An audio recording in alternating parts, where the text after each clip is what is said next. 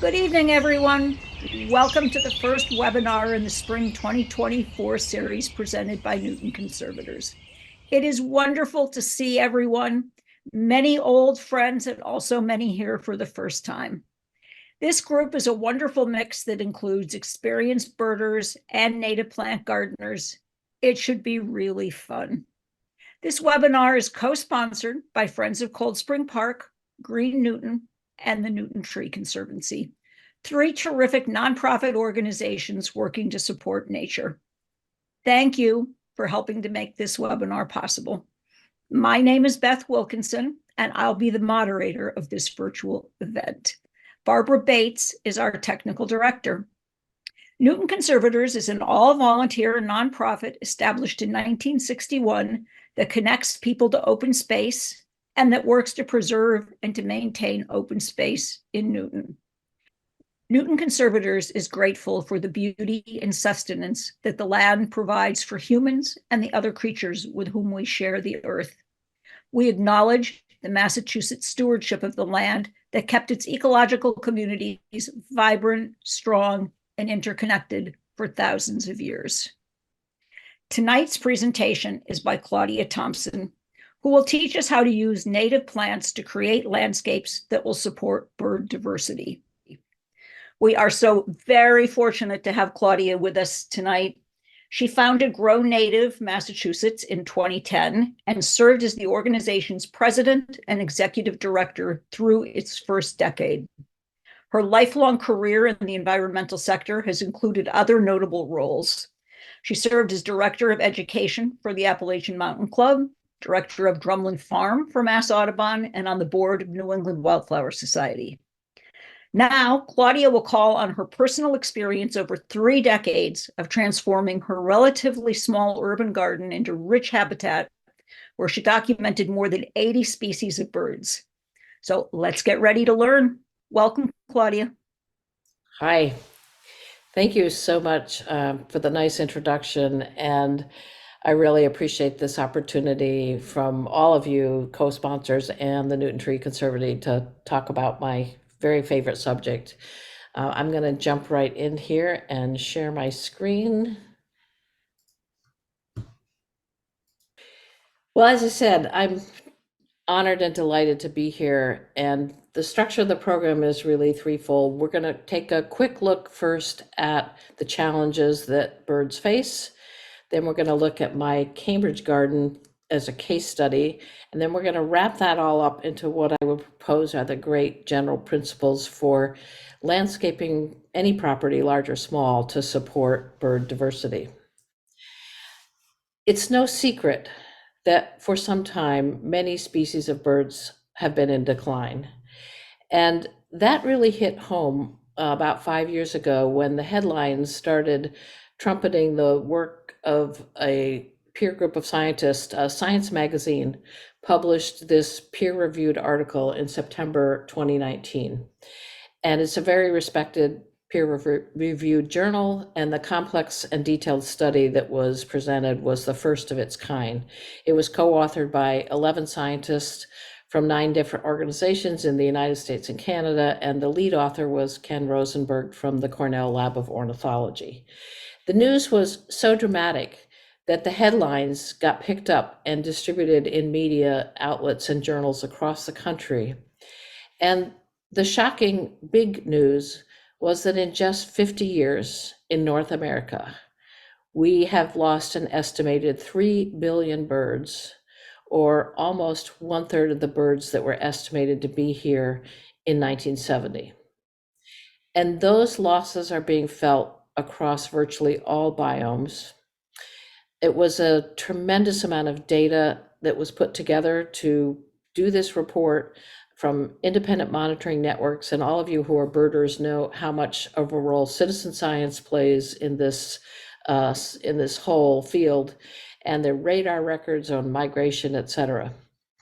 Now, birds, of course, are really great biodiversity indicators and one of the few fauna groups for which we can amass this kind of data. So it's not just bad news about the birds, but it's really not good news about biodiversity as a whole. the biggest declines, about 90% of the population declines, were seen in a lot of the migrating birds, in some ways, many of the birds you might expect, the wood warblers, sparrows, blackbirds, larks, finches, flycatchers, etc., thrushes, etc. And the birds most affected really are the migrant woodland and the grassland species that are common to the landscapes here. And there were even declines in some common species like the Baltimore oriole, kinglets, cardinals, song sparrows, even blue jays and crows. So the only positive news was for waterfowl and ducks, where there have been some very successful conservation efforts, as well as in some raptors. And obviously, since the banning of DDT many years ago, that's been huge for the raptors. This was not the first alarming report about birds that had been published in the last decade, because in 2016, North American Bird Conservation International published its report on the state of America's birds, North America's birds. And it was the first conservation vulnerability assessment for literally all 1,154 native bird species found in the US, Canada, or Mexico. And again, this was a very cooperative program with 30 government agencies, with private nonprofits, with the US Fish and Wildlife, Cornell Lab, National Park Service, you name it, all the folks who really should have been there. And the dramatic news from this study in 2016 was that more than 1/3 of all the bird species in North America were considered watch list birds, i.e. at a high risk for possible extinction. And that's just profound when you think about it. And there were assessment scores. What was done was population sizes were measured, population trends, breeding and non-breeding distribution, all kinds of factors were assessed that we knew about the different species in order to take that combined data and put it into a concern score, which ranged from 4 to 20 and was divided into these three major categories. Now, if we take the data, and I took the data from that study and narrowed it down to the approximately 180 species of New England and Mid-Atlantic land birds, so meaning our eastern temperate woodland birds that migrate through here, some grassland species, as well as the generalist birds that we find in our local habitats. Within that group of birds, more than one half, or 61% species, are either declining and of conservation concern or considered watch list species. So that's very, very dramatic. And the birds that are the most threatened are, in general, the migrating species. Virtually every warbler species is a moderate concern or watch list species. And again, the reason is if you're a migrant, you have a tough life. Most of you, I'm sure almost all of you, if not every single one of you, knows that a migrating bird is flying anywhere between 1,500, 2,000, 2,500 miles twice a year, back and forth from North America, from, say here in Massachusetts, down to Central America or South America. This ovenbird, which is in the warbler family, one of my very favorite birds, doesn't even weigh an ounce. It migrates these long distances spring and fall, and it's makes its nest in an almost oven-like shape, hence the name, in the leaf litter. And it eats invertebrates on the forest floor, and it's very sensitive to forest fragmentation. And given the loss of forest habitat, and the fragmentation of our landscape, not to mention threats both here in New England as well as in Central America, it's not surprising that these birds are in decline. Now, if we take the New England land birds that are not of conservation concern, which is about 39%, then we have native generalist species, many of which have stable populations, few even slightly increasing. And then we have some pests and some invasive birds. And I want to talk for just a minute about the pests and the invasive birds, because that also relates to how we can sustain bird diversity for the native species that we really want to have here, and who have declining populations and who need a lot more habitat and food and support. So there are four principal non-native birds that are pests in our landscapes now. And the first introduced was the rock pigeon, domesticated about 5,000 years ago. It's quite an amazing bird, but we all know that it's not pleasant to have a lot of them around. And the global population is estimated at about 140 million. House sparrows, or English sparrows, introduced here from England, have contributed greatly to decreases in native bird populations, and especially bluebirds. And they produce up to 4 broods a year. They can harass or sometimes even kill native birds. And their global breeding populations are estimated at about 540 million. Starlings, too, of course, we know are troublesome birds, and they were introduced in Central Park in 1890 by some person or persons who thought Shakespeare loved starlings. He writes about them. We should have them here in the United States. They tend to displace cavity nesters as well. And so, and then finally, we have mute swans introduced in the late 1800s that primarily were on estates and in parks. And generally the mute swans that we encounter in the wild or in the outside in the environment now are escapees from that type of zoo or estate situation. Now the two native birds that have really been turned into pests have been turned into pests because of human intervention and how we've altered their adaptations. The Canada goose, the goose populations today are largely non-migratory, the ones that are pests in our parks and in the suburban urban landscapes.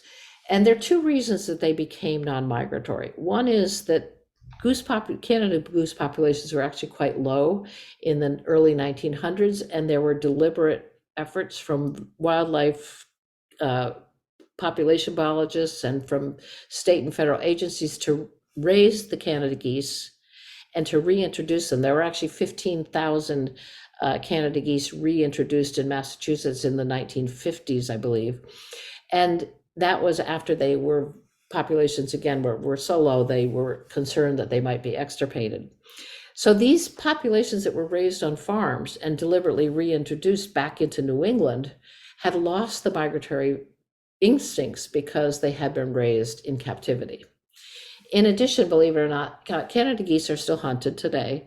And in the early 1900s, when Canada geese were actively hunted even more broadly, it was often done in a way where captive Canada geese were put in an area during the hunting season and used as decoys to attract the native geese that were migrating to make it easier for hunters to shoot them. And it's so interesting. We have geese here. I've moved to Maine, and they were flying over our head just as I was speaking. So the brown-headed cowbird is also a bird that is a pest in some ways, and it used to be confined to Midwestern grasslands, but because of the proliferation of suburban landscapes, it's now found throughout the US, and probably all of you who know birds know that it likes to find a native bird that's laid its eggs, find a native nest, kick out the native eggs, lay its own eggs, and leave them for that species who originally laid the eggs there to incubate the eggs. So it fools birds, other species, into incubating its own eggs. So if we want to support bird diversity, we really need to be clear on our goal. And our goal is to bring back the birds, or to support the birds whose species are declining, and not the ones who are already overpopulated and pests. And I think Aldo Leopold said it very well when he said, "A thing is right when it tends to preserve the integrity, stability, and beauty of the biotic community. It is wrong when it tends otherwise." So our goal, our key here, is support, again, habitat and food for native populations who are at risk or declining, and take away the habitat and food for the species that are become too dominant in the land. So let's talk a little bit about what I learned over 31 years from real on the ground work. There's nothing like experience. And really, it was my garden that led me to found Grow Native Massachusetts in late 2009 and 2010. I grew up in the 1950s and 60s in upstate New York. My family had 100 acres of land, and we worked on that land and in the woods throughout my childhood. And in that era of conservation, very much, and in the rise of the entire conservation movement out of the 1800s, a false dichotomy was created that led us to think in general of nature as being in wild places that was there, but not necessarily in places where there was a lot of human habitation. And I think there was this split that arose a little bit between thinking of humans and nature. Whereas today, I think more and more of us really understand how integrated humans are as a part of nature. And as mentioned in the lovely intro, thank you again, Beth, for that. I worked in a bunch of environmental education roles throughout much of my career, including at the AMC and Mass Audubon and others. But it really was my garden in Cambridge and that direct experience that changed my view of conservation and that taught me so much about birds and plants and their interdependence. So we're going to fast forward for a few minutes. And in the early 1980s, I married my absolutely lovely husband, Roger Booth, who was the director of urban design for the city of Cambridge. And he was passionate about living in Cambridge because he really felt a responsibility to live in the city that he was stewarding. I really wanted a garden if we were going to live in a city. So we struggled, but after 6 years, we found this lovely fixer-up of a house, which had was a two-family. And for a two-family, it had a decent-sized lot where I felt I could at least do some gardening. And here's what it looked like out back. It was really quite a lovely place. And it was my learning to totally transform this place to really just make it, I suppose in many ways, I was thinking of how I grew up and how much I loved the woods. And I had suggested we live in Lincoln or Concord or Newton or somewhere a little further out where there are more of these green spaces and even the vernal pools we were just talking about. So, but it was the limitation of being in this small place in Cambridge and trying to create a beautiful, environmentally rich environment that taught me so much. So here was where we lived on about a West Cambridge, 7,300 square foot lot, which again is not big, maybe by Newton standards, but it's definitely big by Cambridge standards in terms of its lot size. And what was nice about this particular block was we did have these lots that backed up to each other. So there was maybe just a little bit more green space than there is in parts of the city. And after about 5 years, we had started to make some changes to the landscape. And of course, our landscape was very influenced by the neighbor's land as well. That one neighbor had an elm tree. We had a bunch of trees in the property, some of which we took down, not the beautiful silver maple at the back, but we were really beginning to think about how we wanted to evolve the landscape. And yet, even at that time, I didn't have a specific plan.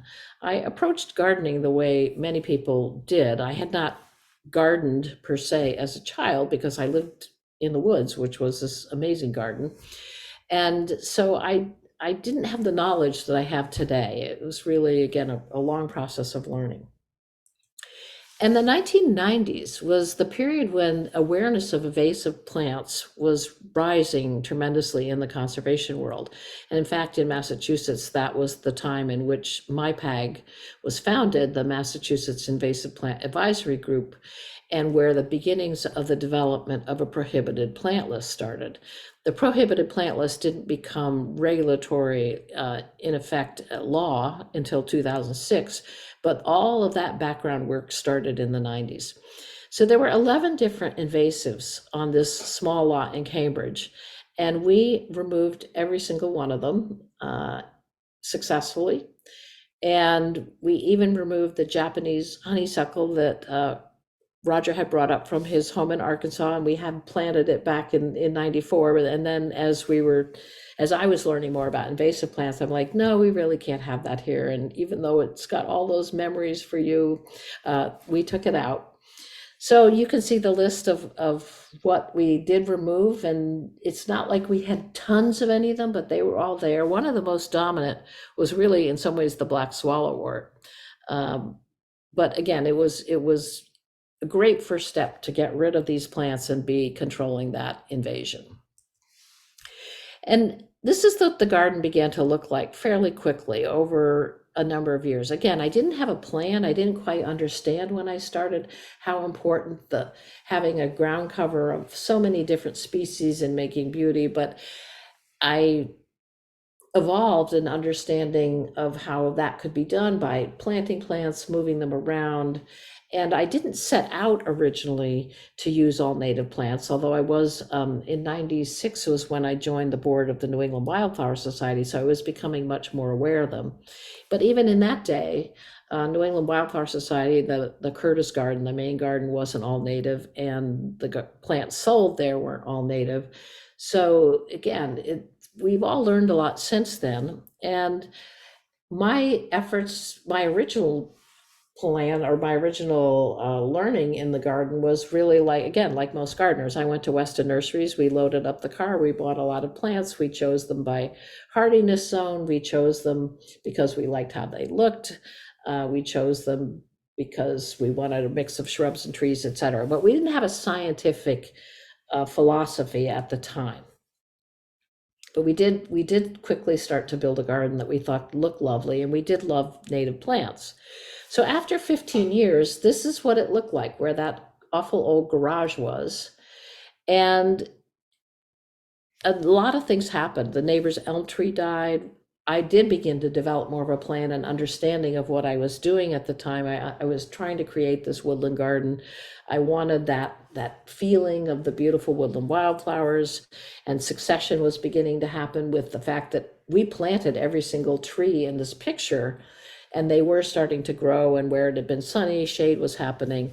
And what was happening from a conservation point of view was that by about the year 2000, so that was probably 8 years in, we were starting to see more birds. And I was getting really excited about that. And I was starting to understand that this garden was becoming bird habitat. And we were changing how they occupied the space. And as mentioned, in the 30 years that we were there, we documented 81 species using the garden in some way. And two of those species, the American woodcock and the wood thrush, I'm really, really excited and proud that my garden provided some support for. As you know, this is just about the time when woodcocks are starting to migrate in. And for several years in a row, a woodcock landed in the back of the garden. Sometimes we had a moisture there, so sometimes it was a wet spot, so I think it was good for them. And it would rest there for 24 hours or so before it had enough energy to pick up and probably head out to Lincoln or Concord or some other place where there were more woodlands, and it would start its whole mating nesting ritual. And we would see wood thrush in many years. Again, we'd see a lot of the different thrush species migrating through. And so in about early 2000s, when I was getting excited about all these birds, I really did start keeping systematic data and keeping a spreadsheet of which birds we saw every year. And this is a list of the species that are classified as moderate concern that we documented in the garden. Well, again, a lot of warblers, a really nice mixture of birds. And again, this is what just made me so excited about the native plants and the whole garden itself and the whole relationship. So we'll take a brief tour. In the near the house, we had a cluster of amelanchias or shadbush, shadblow, and they were wonderful trees. Again, we planted all of these, great fall color. It's nice, I think, to plant in a cluster because you create a little more habitat. And think about the birds that see the amelanchia berries and fly in. They're going to notice that a little bit more if you have a cluster versus just one species. And amelanchia berries are loved by many, many bird species, but in this case, I love it. It's a Wilson's warbler, and if you look, you'll notice it's eating a big green juicy caterpillar. So being a native tree, the amelanchia is hosting caterpillars, which are important bird food.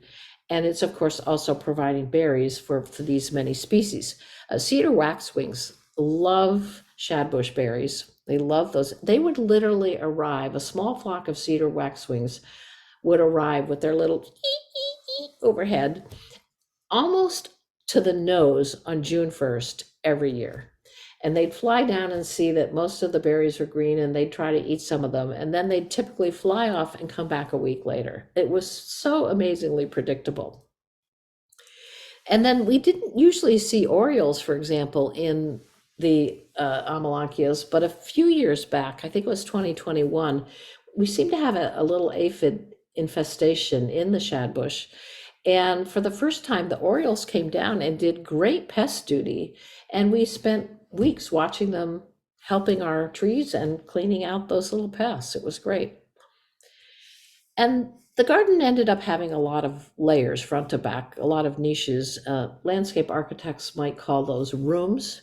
If you think of a garden with rooms in different spaces, it's actually much more interesting to birds because it gives all kinds of little mini habitats, places of privacy, places for discovery, many places for protection. Here's a veery that was in the garden, and the photographs that you're seeing and you're going to see were all taken in my garden. I couldn't document every species, but I tried to document as many as I could. Veeries, like all thrushes, are shy and they really like to stay tucked out of sight. The white-throated sparrows would forage for insects in the leaf litter, and we'll talk a little bit about leaf litter coming up. But you can certainly understand that one reason sparrows and other birds can be suffering from steep declines is the relative lack of leaf litter and that type of very healthy soil environment that is so important to hosting the insects that they need to eat every day, because they're ground birds. Similarly, northern flickers are also often feeding at the ground level and foraging for insects. They love ants. Ants are some of their favorite foods, and they would often be hanging out in the little teeny grassy area we had looking for ants or grubs, and other places as well. They will forage on the sides of trees.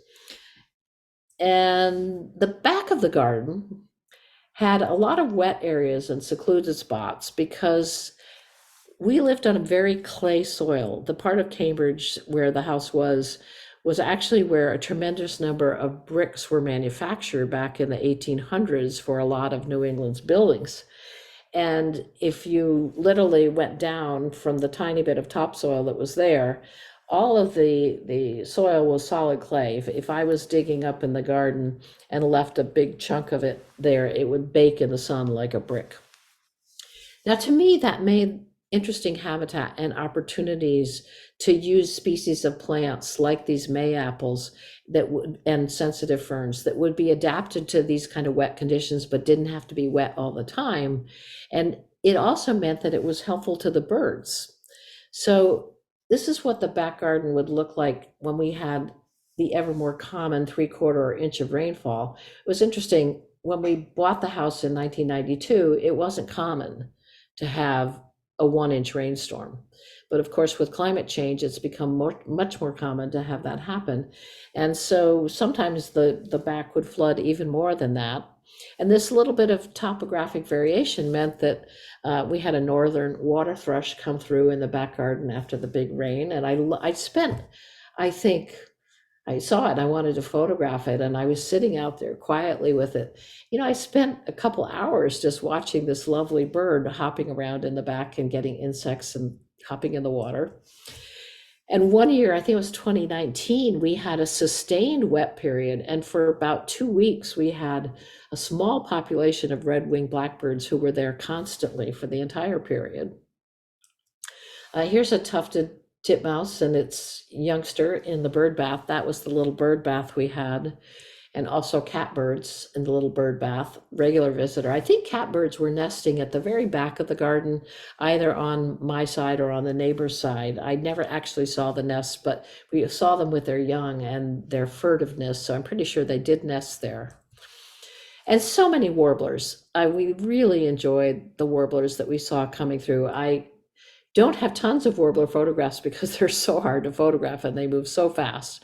But again, water was important, and this common yellowthroat was enjoying the little bird bath. One of the things about the bird bath was I didn't clean it out all the time. I would hose it out every few days, but it would have some leaves in it, and it would have insects and things that they needed to eat.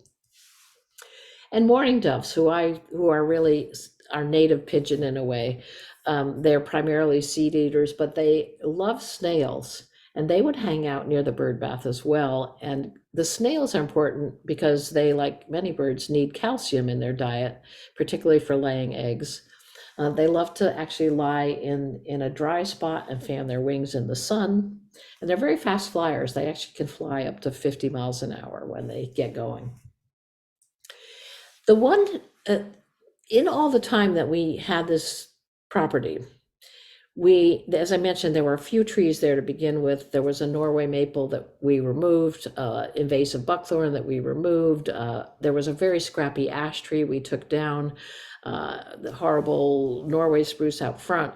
So we basically planted every single plant on that property except for one silver maple at the very back corner and one rhododendron at the back corner of the house that the homeowner in the 1950s had planted with these gaudy red flowers, and I just always thought of her. So everything else we planted.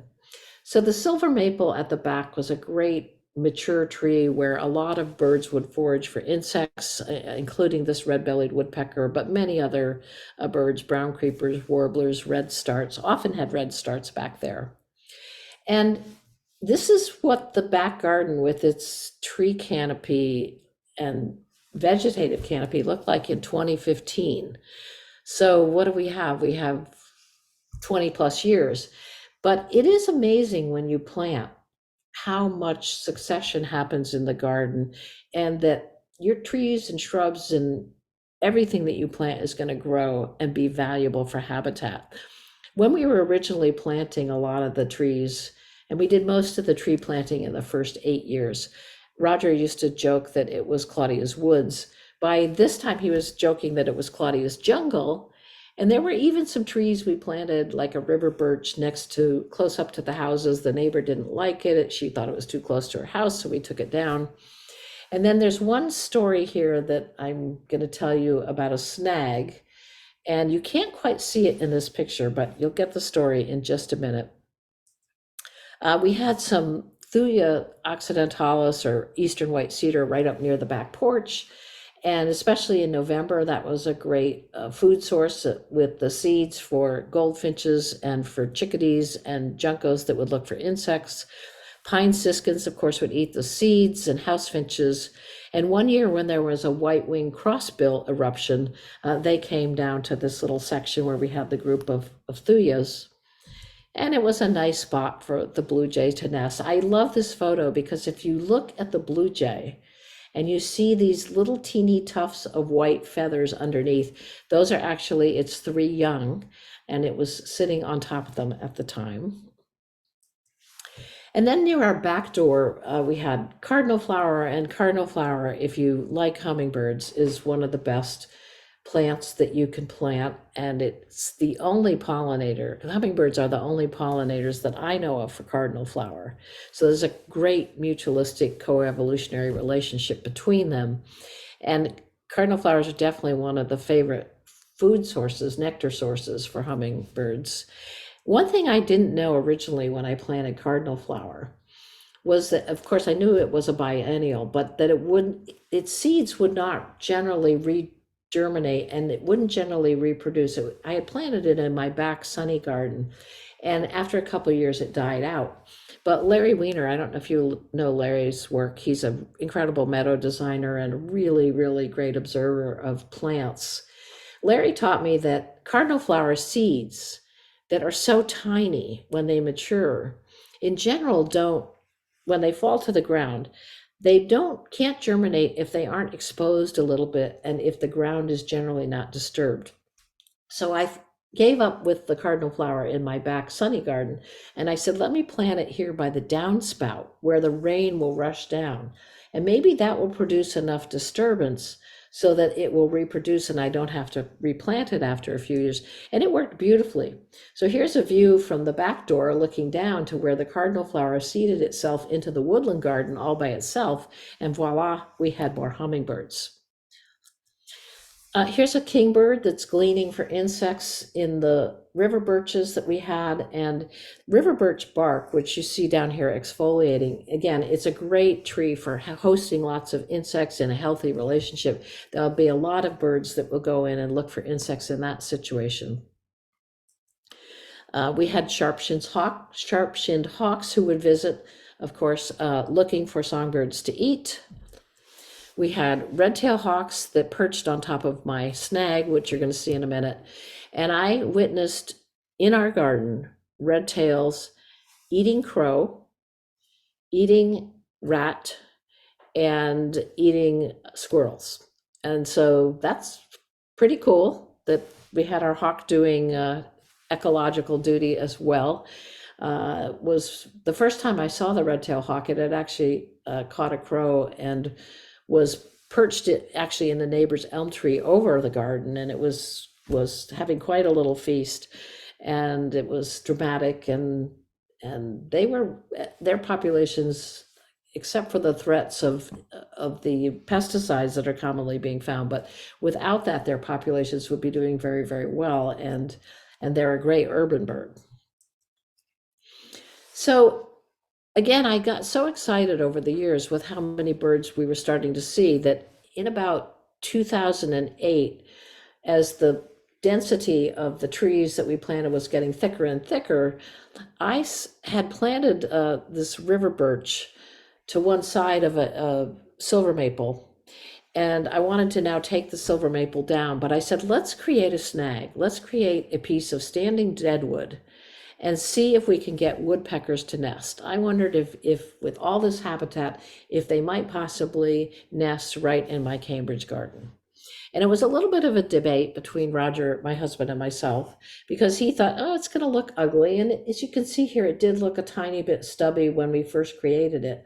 But yet the vegetation grew in all around it. And most of the year, and as things settled in, you weren't even really aware that the snag was there. Well, this was April 6, 2013.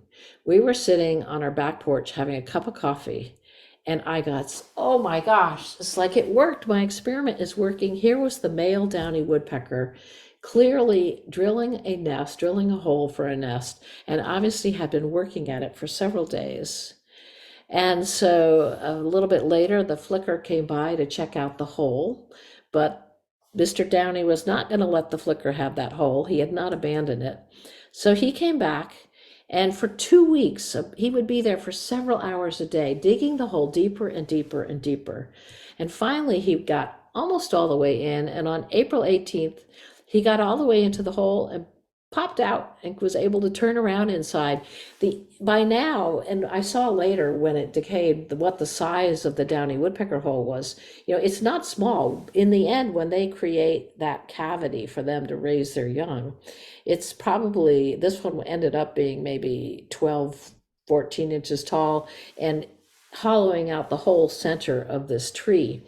So here, Mr. Downey had made it big enough to pop in and pop out. And every time he'd pop out, he'd have wood chips in its beak and be spattering them in the ground. And I thought, oh my gosh, as a naturalist, I need to learn to look at the ground and look for wood chips under snags, because then you know, oh, somebody's building a nest. And on April 21st, the female came by, mom came by, and although all the credible resources say that the male and female share the nest building, in fact, the female seemed to come around and kind of neaten up the edges of the hole. And then there was a really quick period of fluttering around with the two of them together, and I thought, are they mating? Am I supposed to watch this? What's happening? And then there was quiet for several weeks. And we did not know if she had successfully laid eggs, and if they had a nest, if they had eggs in the nest. And we kept being curious. And then May 31st, this is many weeks later, it's about 6 weeks after I first observed the hole being made, The female and the male were both flying back and forth to this nest and becoming much more evident. And if you look at this picture, if you look at the beak of the female, you can see she has a wad, a green wad of about 6 or 7 juicy caterpillars. And the woodpecker's tongues have like little prongs on them. They're kind of serrated, and so they're designed to pick up lots of caterpillars. And she was feeding this little guy, and he was a male. He actually did have a red spot at the back of his head, and he was noisy and hanging out and begging for caterpillars, and both parents were bringing them back. And we knew there was a second youngster in there, but this one did seem to be dominant and getting the most caterpillars. And June 1st at 3:29 p.m., the parents had stopped feeding him quite so much, and he was clearly hanging out of the nest more than he had ever hung out before, and he was clearly hungry. So it was about 6 weeks since the mating took place. It was about 2+ weeks for incubating the eggs, and then about 3 to 4 weeks of the growth of these youngsters to the point where they're ready to fledge. So he's hanging out of the hole, and all of a sudden he took the leap, thrust himself out of the hole, grabbed the side of the tree for dear life. After a few seconds, he flew over to those amelanchier trees that we saw originally, and you can see him even trying to taste one of those really green berries, and he's swinging in the breeze and not held onto anything. And then he quickly flew over to the chimocyperus tree in the middle of the garden, hanging onto the trunk, rested for a couple minutes, and then step by step, he started climbing up the tree, gleaning for insects all the way up. And at 3:41 p.m., thank you digital cameras, 12 minutes after fledging, he flew out of the yard. And the parents' work was done. Downy woodpeckers, when they fledge, are on their own. So that was really, really amazing. And then, sure enough, his little sister, our creative name for her was Little Sis, was still there. She was a little bit weaker than her brother, and she had been dominating the caterpillars. And the parents fed her a little bit, but they too did not feed her as much. And after 3 days, I came back one morning and I could tell she was gone. And then I heard these faint cries, and she had too had fledged, and there she is in the upper reaches of the tree, and she too flew off. So I think that's just way cool.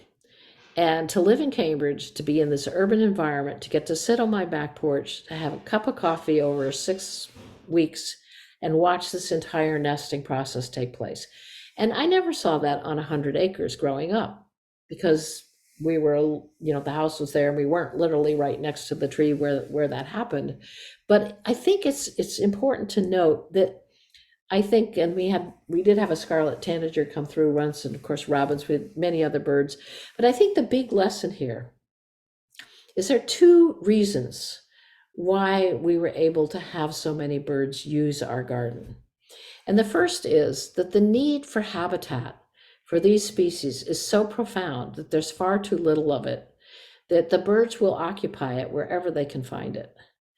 And I think the second lesson is that valuable habitat and food and shelter for these species can be created in a meaningful way, even in small spaces. And that's what led to the Grow Native mantra, every garden matters, every landscape counts.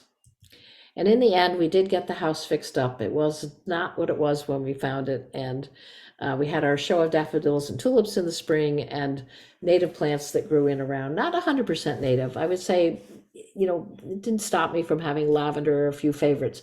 But probably by the end of my experiment with this garden, it was 90% or 95% native, in part because I did understand later that how important that was scientifically, was we all have learned that.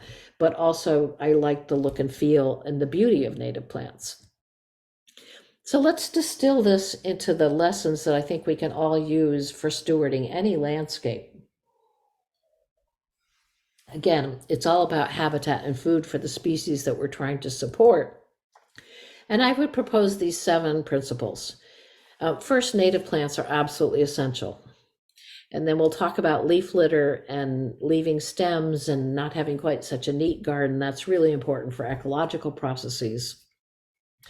Vertical edge really means having lots of different layers of canopy.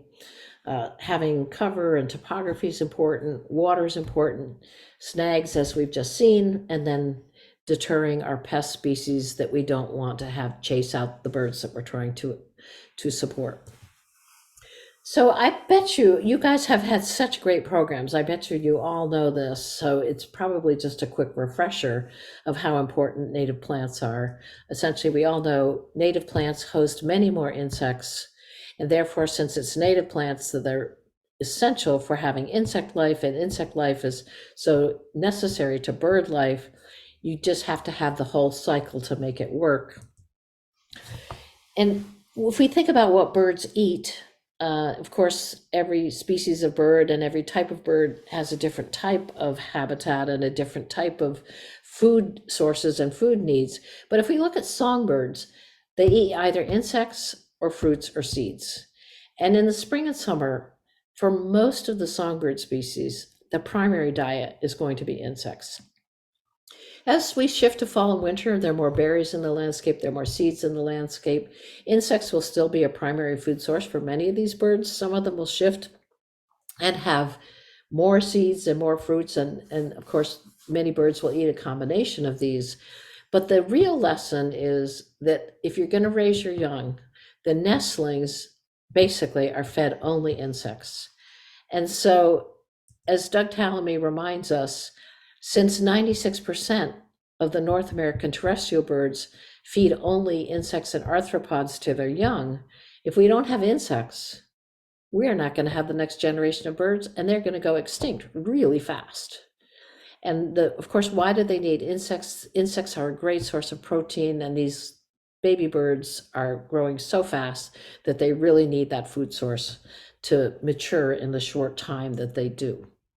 And again, Doug sums it up, and I know you've had Doug speak, that his research shows that native ornamental plants support 29 times the bird diversity of alien ornamentals. And Doug was, made famous with his first book, Bringing Nature Home. If you haven't read his books, I highly suggest that you do. Both Bringing Nature Home and Nature's Best Hopes are really good summaries of the issue. He did the book on oaks because they're one of his favorite genuses, because they host so many caterpillar species, making them really important keystone species in the environment. And he's often quoted as saying that, how many caterpillars does it take to feed a clutch of chickadees? Maybe 6,000 to 9,000 caterpillars. And that data point is actually based on original research that was done by William Brewer and others back in 1961, where they literally did an experiment and fed, I think it was mealworms, live ones, to some chickadees. And they counted the visits to the nest each day, each hour, and they extrapolated how many caterpillars today for the 16 days before fledging. And it really is a huge number that is on line with that 6,000 to 9,000 caterpillars. Now, the observation of insects and caterpillars being important to birds is not new to Doug. It certainly was known by naturalists, but he's done this great job as an entomologist in making it a totally reliable, scientific, absolutely indisputable fact. And this particular book, I don't know if you can still get it. It's a great book called Red Bird, Green Bird that was originally called Some Ohio Birds and was published in 1912. And a lot of observations of the native songbirds in farms and orchards and neighborhoods in that situation. And it's a fun reference if you just want to think about the birds you want to attract and learning a little bit more about what they are observed to have eaten. And then the question is, if you need a native plant landscape to support bird life, how much of it needs to be native? And I think you guys may have had Desiree Narango speak as well. Desiree's research on Carolina chickadee populations in Washington, D.C. came up with the pretty credible estimate that if you did not have at least at a bare minimum 7%, 70% of the plant biomass as native trees and shrubs, but particularly native trees, then the chickadees would not be able to sustain their populations. And so what that flips to is that if we want to support life for songbirds, we really need to make the biomass in our plant communities well over 70% native. And in my own garden, again, eventually I think it was greater than 90% native for all the reasons that I've talked about. And if you want to have your biggest impact, you want to start with trees and shrubs. Of course, they're the most expensive part of your landscape. And if you match them carefully, match the tree shrub species to your site conditions, choosing the right species for the soil type, for the hydrology you have, they will become well established and they will become successful in helping you truly support bird life. And I think, as you could see from my garden. And there's, of course, this concept of keystone species, where some species have more, serve as more host plant for more caterpillars or more insects, and therefore those species are particularly valuable to plant in changing a shift of balance from non-native to native landscapes. And these are just some examples of some of the genuses that are considered particularly great ones to establish in the landscape, especially if you don't have them at the moment.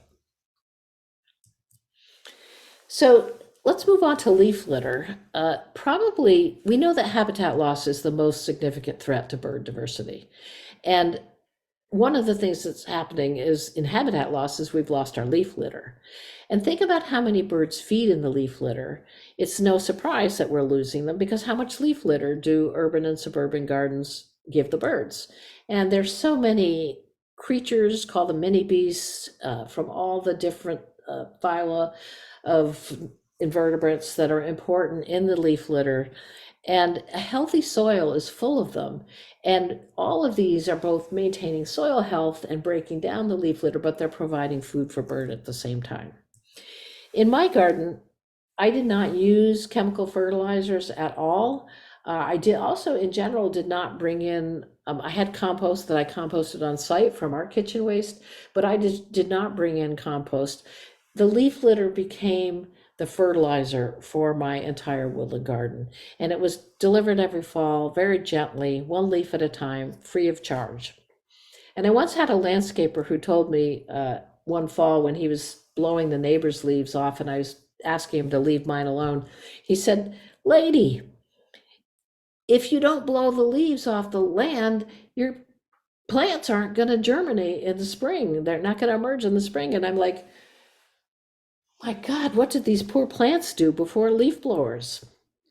And of course, what he said is not true. This is my woodland landscape with all the beautiful wildflowers just starting to emerge way back in March or April. And this is what it, whoops, wrong way. This is what it would look like several weeks later, just absolutely gorgeous. The leaf litter served as the mulch year round. I didn't have to bring in mulch, and the whole cycle was working wonderfully. And there was, as I've mentioned, leaf litter living around the bird bath, and that was a valuable habitat. Their sparrows, again, love feeding in the leaf litter. Wood thrushes, which are one of the watch list species, looking for food in the leaf litter. And then, of course, in addition to the leaf litter, and I think we all know this, the dead stalks, the seed heads in particular, not cutting that stuff down in the fall. All of that is really, really important as food in the fall and the winter, and food for stem nesting bees and that type of thing. And so don't clean up your garden. Let it do its system, let it do its work, and you'll have more birds. Well, as I mentioned, vertical edge is just a really nice term for having lots of canopy layers from high to low. Not all birds exist in the same niches, in the same canopies. Generally, Oriole's going to be at the high canopy. That's, you crane your neck and try to see them. The sharp-shinned hawk is going to often be seen in the mid canopy because it's looking for other birds, the flickers, etc. And this is just a simple diagram from the Cornell Lab of Ornithology, illustrating that principle, that in your tall story, high up, you have different types of birds, more on the different ones in the mid-story. And it's not, of course, a precise line. I mean, the warblers are going to go all over, but if you think about it, things like there are ground feeders and there are birds that prefer the shrub layers. And so your wrens and your hummingbirds and your wood thrushes and hermit thrushes, they are going to be down lower at your shrub layer. And the flickers, again, being ground feeders, your ovenbirds, your sparrows, mourning doves, they're going to be more down at the ground level. So the more canopy and the more variety you have, the more variety of birds you'll get.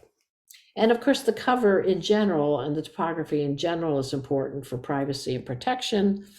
I love in winter when you walk around and you see all these bird nests and you think, oh my God, I didn't see that one before. And it's just an indicator of how much birds can adapt, even in fairly dense urban spaces, to making nests if they have enough cover and protection. And deciduous shrubs and evergreen shrubs are equally important in different ways, so go for both of them. I sometimes thought that my back garden was too densely planted, and that was because I was a plantaholic and I kept trying to fit more things in. But the benefit of that was that it did create a lot of layers. It did create a lot of privacy. And I think the topography and rocks are valuable. Birds often like to perch, and rocks are a great place for them, not to mention just fun aesthetically and practically. You can do things like take logs and put them in your garden. And so here's a log I put in my garden at one point just to let it decay and be a little artistic piece. And in the bottom photo, you see that same log 10 years later. It's been there for 10 years, decaying and providing insect life for the birds. And the plants grow up around it. You don't necessarily notice it. And then let's talk about water for just a little bit. Of course, water is important to birds. The trick is, if you buy a bird bath like this, often the bird baths you see on the market, you're not going to get birds using them, and for two reasons. The gray stone bird bath here is too deep. It's not shallow enough for the birds to perch, and both of these bird baths have slippery surfaces, and birds don't really like that. So again, I had this very naturalistic bird bath, and the only fault with my bird bath was that if there were cats around, that exposed birds to predation.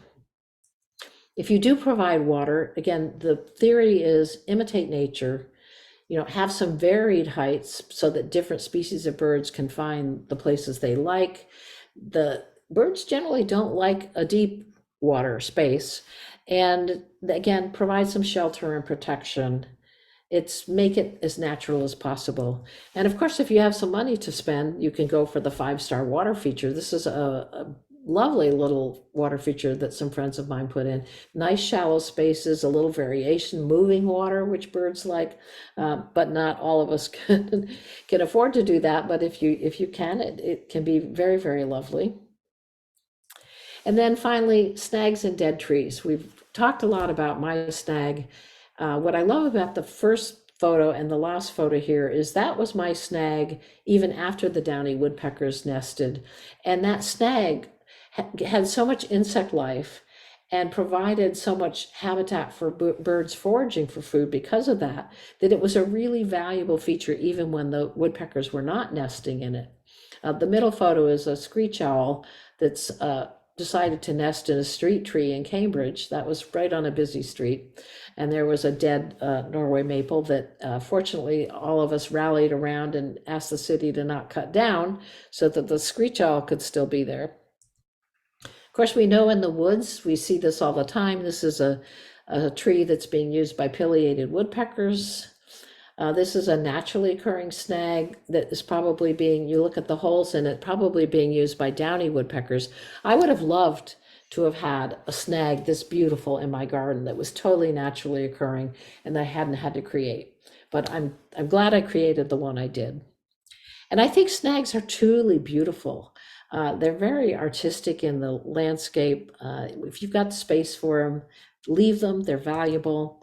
The cavity nesting birds are not just the woodpeckers and the sapsuckers, and even chickadees and nuthatches will excavate their own nests. They are primary cavity nesters.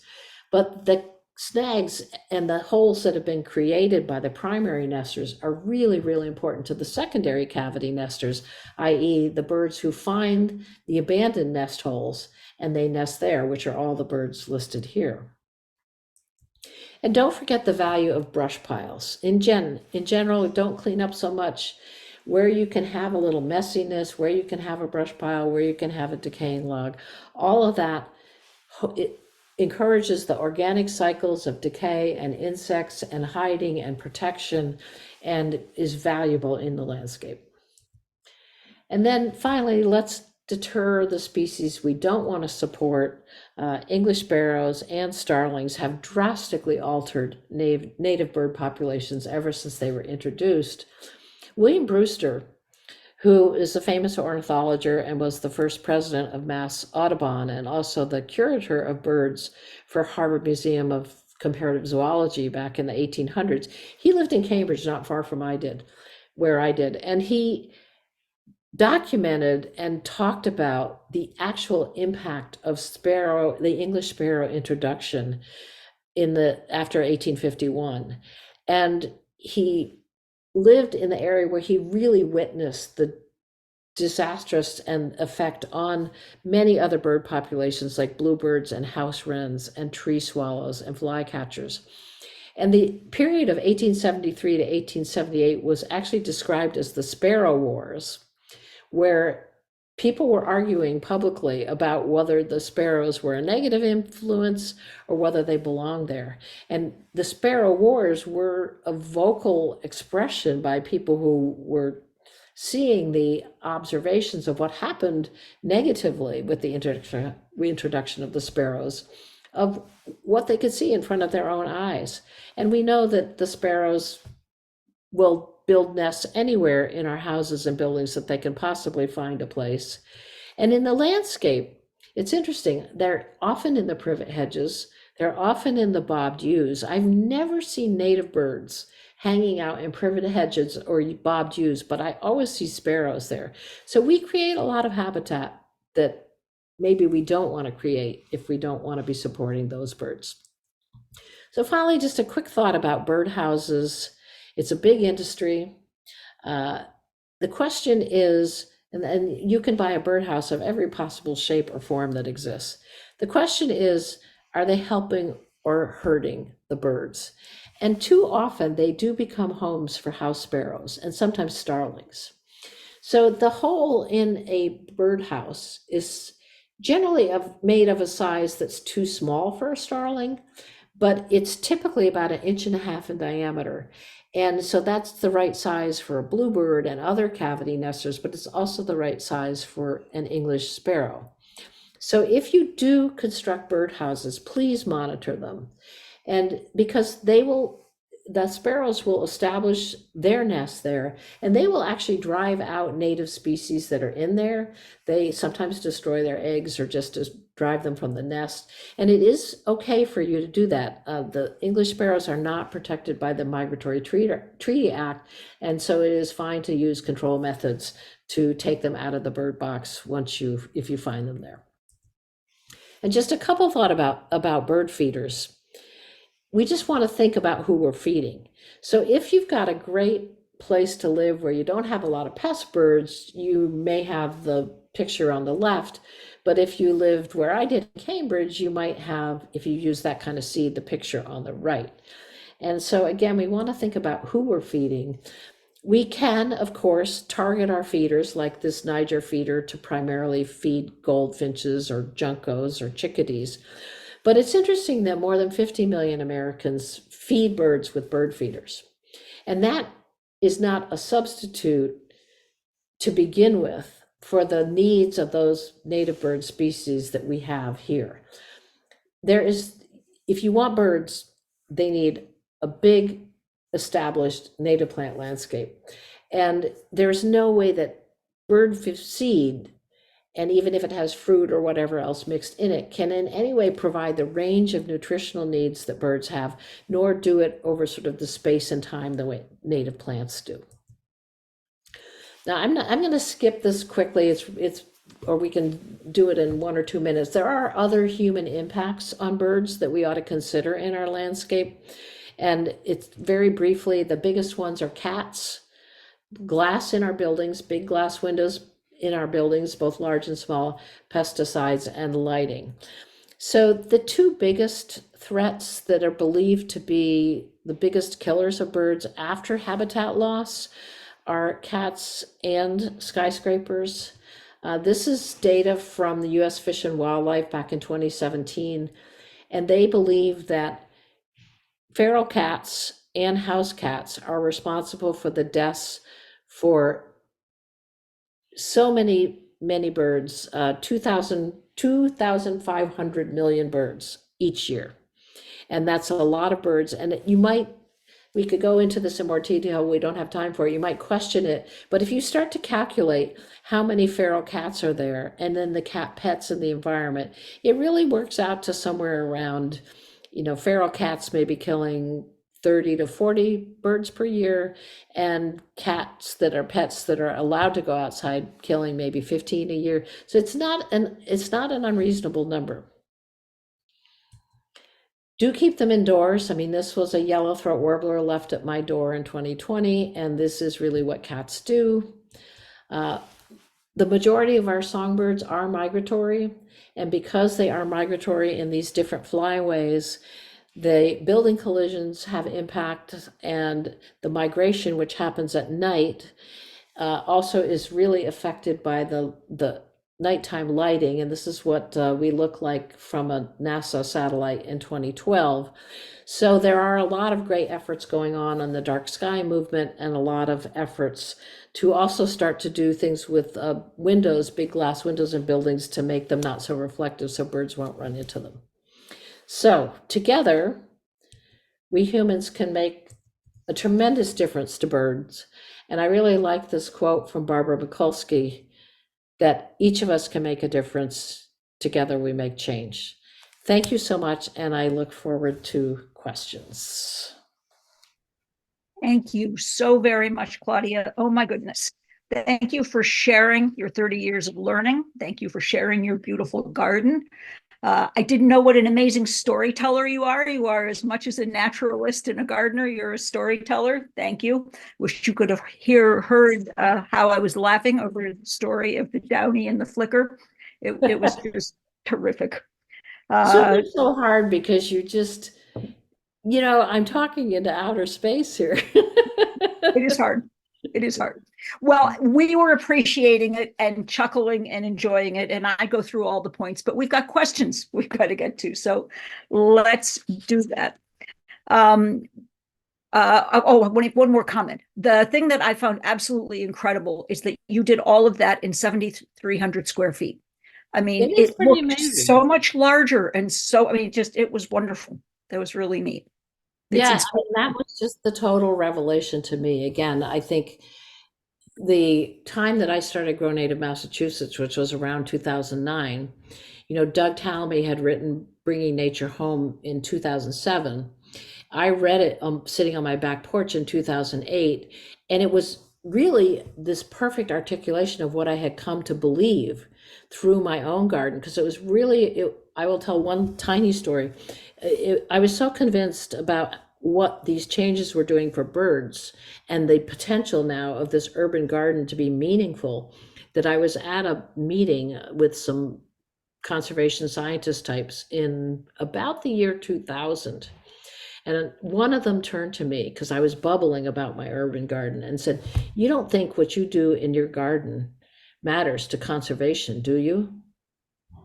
And, no one had ever bluntly asked me that question, but I realized because I was working for AMC, I was teaching environmental education in all these other places. And I said, well, yes, I do. And that was 2000, that was 24 years ago. And that was the articulation of this dichotomy we've been trying to break down ever since. So yeah, I joke with my husband, since I say, you're the one who made me live in Cambridge when I wanted to live in Lincoln and Concord. I don't think if I'd been through that experience, I would have started Grow Native Massachusetts. Well, we're very fortunate that you did. And things have changed a lot in 20 years. I remember being a master gardener, taking master gardener classes 20 some years ago, and they didn't talk really about native plants at all. It was who had tons of hostas. So Yeah, we have come a long way, and we have a lot farther to go, but we can be happy about that. So exactly. No, it's profound change.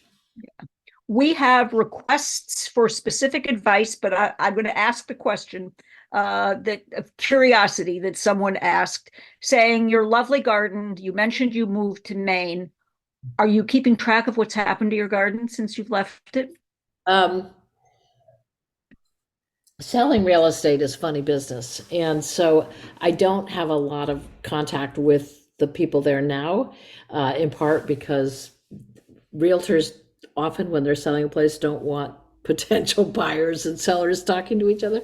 So I have a lot of neighbors. I haven't sort of gone down to the new owners and demanded to to see what's happening. So I don't know a lot about it, but I have some ideas. Yeah. I wish. I mean, in a perfect world, I would love to have had a relationship with the people who did buy it. Sometimes that happens. But you can't always force it. No, you can't. And I And just say one more thing. My the way I made peace with that, even though the garden was so much work, is that I feel like my work is as much about teaching as it yeah, is about controlling that particular space.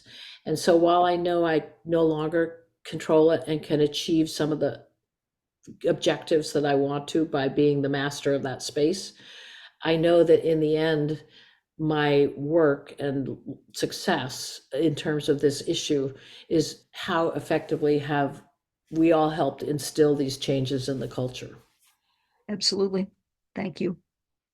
Now we're going to get down to the nitty gritty. We Okay, have lots of questions about rabbits and squirrels and how you manage them in your yard.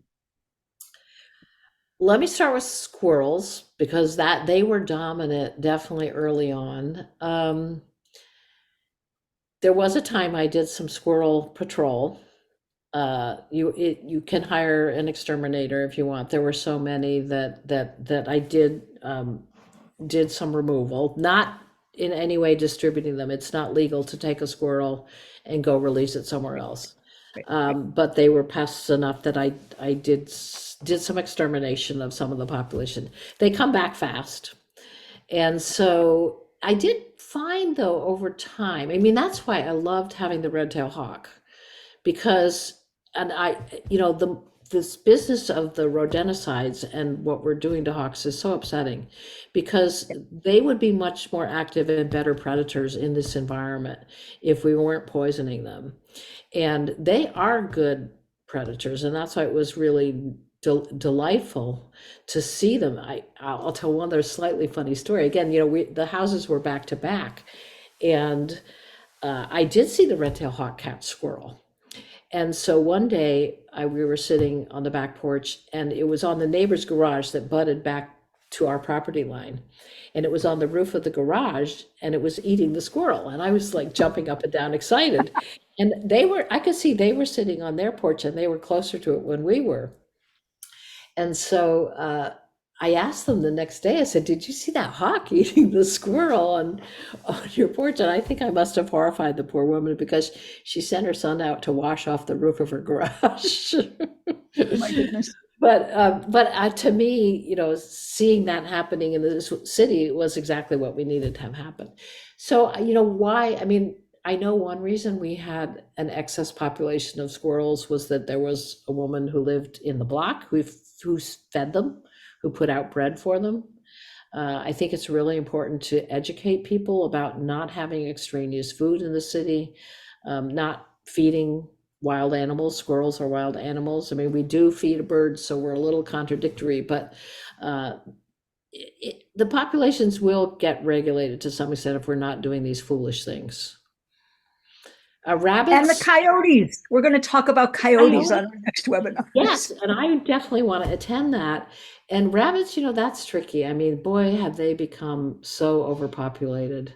I don't know the answer. I don't have an easy answer again, other than trying to get the predator-prey system back in balance a little bit. I'm grateful coyotes are coming back myself. Yep. And Lisa just made a comment that said she's troubled by calling any birds or animals pests. They are all sentient individuals worthy of respect and simply trying to live their lives in places that they found themselves through human intervention. And that is so true. And it's hard. We are in a very hard position trying to figure out what a balance is, right? Because how we can fix what we've harmed. Right. No, and I think the comment's true. It's true. Pests has a negative connotation. Maybe the better way to put it is, again, if we humans are responsible for throwing the entire ecological system out of balance, it's really mostly happened because of our behaviors, then we do have a responsibility to manage the system to get it back into balance. Because if we don't, we're not going to have biodiversity on this planet, and we're going to all suffer from it. And so again, I'm somewhat philosophical about ecological life and systems, and the system depends on life and death for all of us. We're all a part of that system too, which is why there's a whole, green burial movement. It's none of us, I can't imagine an earth where no creature died. And of course, the good side of the cycle is if we're using organic processes, I'm content knowing that at some point, if I die and I'm part of an organic process, I will actually become valuable to some other creatures. Yep. And nature's hard. You're right. It's hard and it's beautiful, and Exactly. life is beautiful, and even death in its right way has a beauty. So it's joy and sadness, it's life, it's a cycle. It's definitely a cycle. I have But to I just want also, to say I really appreciate that comment, because I do, when I see we have a Canada goose overpopulation issue where I am right now, and it's very frustrating because it's extremely, messy and awful at times. And it's not the fault of the geese, those individual you know, geese. It's not, they didn't cause it. well, and Jane started our first question saying, if the geese are pests, why are they not on our dinner table? Don't people like goose meat? So we don't need to go into all of that, but it's interesting to see all the perspectives that we bring out, right? But Okay, I now do I think that's ask a you? good point in that, you know, to the extent that we eat meat and all, there are people who are advocates for uh, harvesting wild food wherever it comes from rather than farm raising animals and killing them for meat. It's really, I think, better if that's the whole issue of, farm raised of chicken or farm raised meat of any kind. Is better for an animal to have a life that's not in captivity. And so again, before we had these big CAFO farms and things like that, that is how meat was harvested. And so people that harvest it that way, that's a better system. I think more respectful of life. Yes.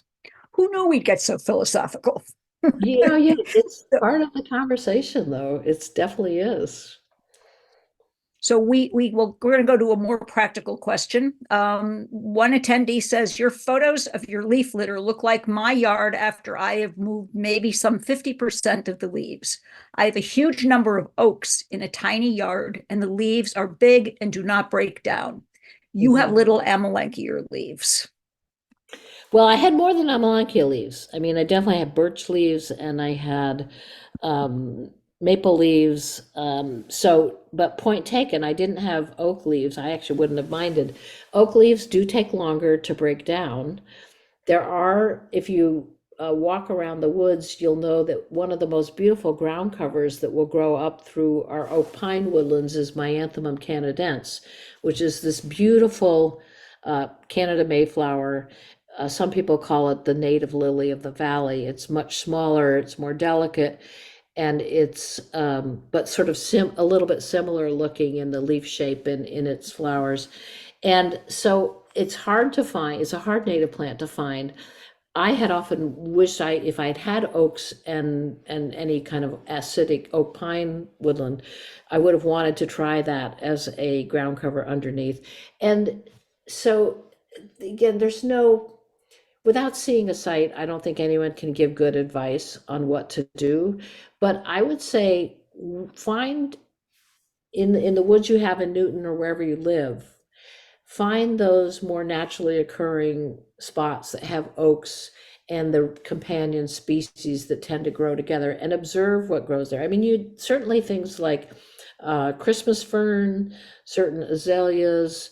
There are things that you can grow in the underneath oaks where the leaf litter can go through, and I don't think you would have to rake all the leaves. But yes, I think it's true in an oak woodland you might not have as a dense an understory. So I'm not in a small setting, it may be desirable to take out a few leaves. What you should know is that not only is that leaf litter valuable for enriching the soil and having the whole processes work, there are a lot of butterflies that there's some adult butterflies that overwinter as adults in the leaf litter, like the mourning cloak. There are a lot of other larvae, butterfly and moth larvae that are eggs are laid in the leaf litter, or the larvae live over the winter in the leaf litter. Virtually all butterfly and moth species essentially are on an annual cycle. And so they're alive at some point one year.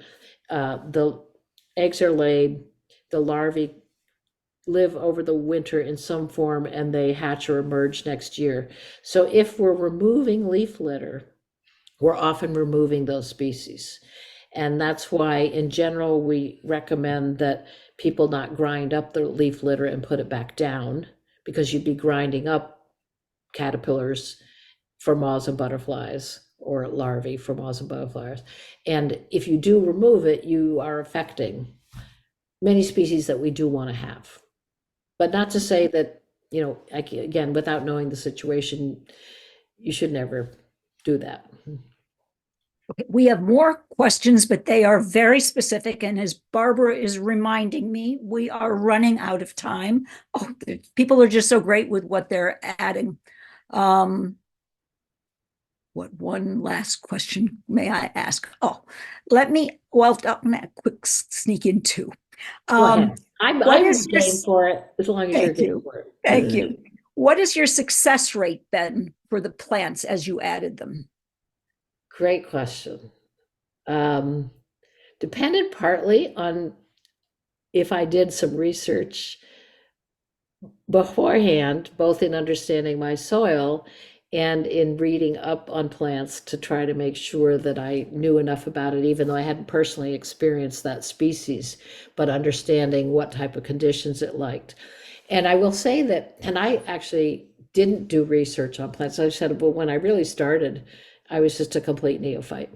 But I did learn to have my books and look at different sources and read those. And now these days, of course, with the web, reading multiple sources about a particular species or groups of species you're thinking of using is a good idea. Not all the sources will tell you exactly the same information.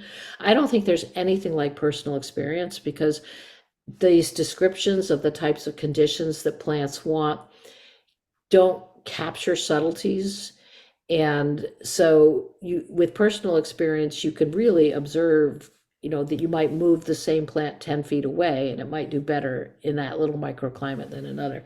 But certainly doing research helps, and knowing your conditions and doing, say, even a soil test, and really knowing your soil and understanding that every single species has its own adaptations, that there are plants for every single niche.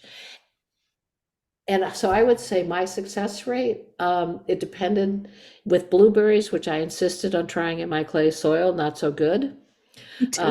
But it was plants, I'm a sucker, so I wasted some money on blueberries. On the other hand, when I again had done my homework, I would say in terms of trees and shrubs, we actually did really well. I don't think we lost almost any trees or shrubs. But the perennials and the ferns, that kind of thing, I mean, I also don't mind as much. experimenting with the perennials because they're not as expensive and you can move them around if you see they're not doing it in one place or another. But they certainly did not have a perfect success rate. I mean, we all say you're not a gardener unless you've, killed some plants. So The other question I was going to ask you, I'm going to hold off on because that was about a lawn. And you know what, Joseph, who asked it, I think one of our fall webinars is going to be on replacing your lawn. So you're going to have to hold on for that question. but do So it. exactly, exactly. Well, thank you, Claudia. It was just amazing. Thank you, everyone. If you have more questions, you may submit them to Claudia through webinars@newtonconservators.org. We thank you for joining us for tonight's webinar. Thank you so much, Claudia. Good night, everyone. Hope to see you next time.